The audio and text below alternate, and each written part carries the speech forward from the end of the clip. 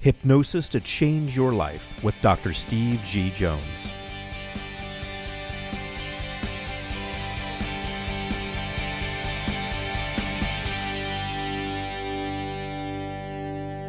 The question is, if a person is resistant to hypnotherapy, do you insist? Now, my understanding from insist means that you insist that they keep going to the treatments and so forth.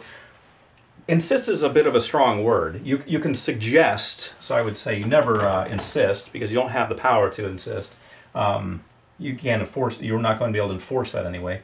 So you can suggest that they stick with it. Let's say after the first session it's not working. I have weight loss clients who come to me, and usually about session 3 they start to eat more than they've ever eaten before. They start to binge eat.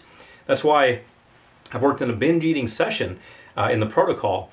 But at a certain point, people will start to sabotage themselves. I work with people on wealth building, and usually, again, about the 3rd session, they start to sabotage themselves. They start to spend more. They start to gamble. They start to squander their money. And what that is the subconscious mind not being okay with the programming.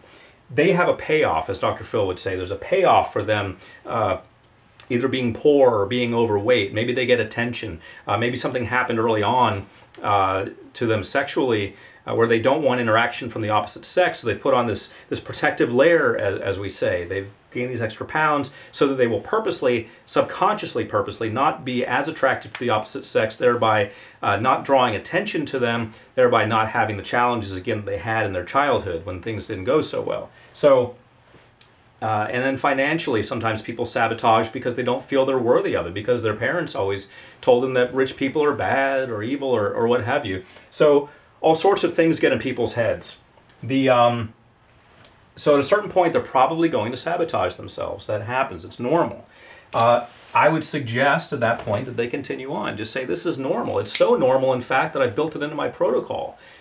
I suggest that you continue on. So if things aren't working, yes, definitely suggest that they stick with it. Unless it's session 10 and nothing's happening, then it's time to cut bait, as we say here in Georgia. It's time to cut the line and come back another day, do something different. And we'll talk about that in a minute. When I say do something different, we'll talk about what that means.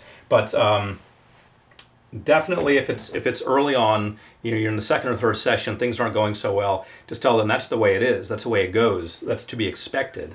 I didn't tell you that ahead of time because I didn't want to program you to feel that way, but that is to be expected. The second thing that they said is, should you renounce? Should you renounce? And I don't really understand what they mean by renounce. I guess maybe that means to downplay. You know, say, okay, the client says to you things aren't working, and then you say, oh yes, they are working. That sounds like a denial. So if that's what that means, then take that off the menu also. Don't do that. Choose another style. That's a possibility. Let's say, for example, that you, for whatever reason, never did ask them if they like the beach induction or if they prefer a woods induction or another kind of induction. You just assume that they would like the beach induction, and they really don't like it. So probing gets the answers here. You find out, you start asking more specific questions. Well, you say it's not working. What isn't working about it? Well, I haven't gotten the change I need. Okay, well, is there anything I can do differently that you know of? Yeah, well, I really don't like it when you say go to the beach because I don't really like the beach. I find it hot and gross and annoying, and I'd really rather not be there, and I think it's taking me right out of it. Okay, challenge solved. It's resolved. Another style could also mean another type of hypnotic induction. Maybe they actually would like to have a rapid induction or a quick induction. They don't want a head-to-toe induction. Maybe they feel that you should get in there and get to work and not waste all this time with this with a slow induction. Maybe they're like that. Smokers get that way. So maybe another style would work. Again, find that out from asking the client. So another style and retry, yes. Now you've got to realize that hypnotherapy, just like anything else, doesn't work for everyone and doesn't work all the time. Maybe they would have more success with another hypnotherapist. Maybe they would have more success with another healing modality. Maybe they're just not ready to change. Heart surgery doesn't work all of the time.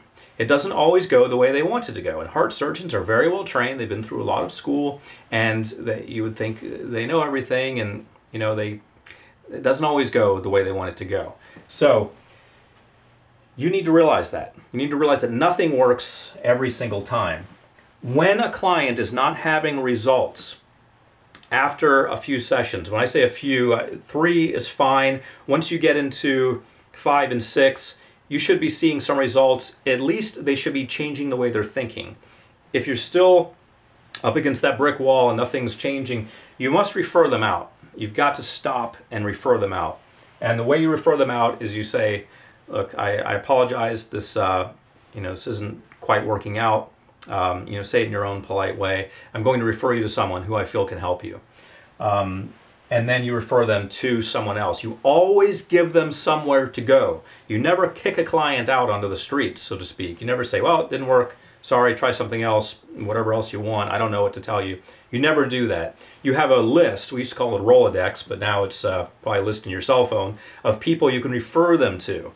You have a PhD licensed psychologist you can refer them to. You have an MD psychiatrist you can refer them to, who you've made contact with in your local community. You have another hypnotherapist you can refer them to. You have a talk therapist who may have a master's degree, who you can refer them to. And I say talk therapist, I mean like a marriage and family therapist or something of that order, who you can refer them to.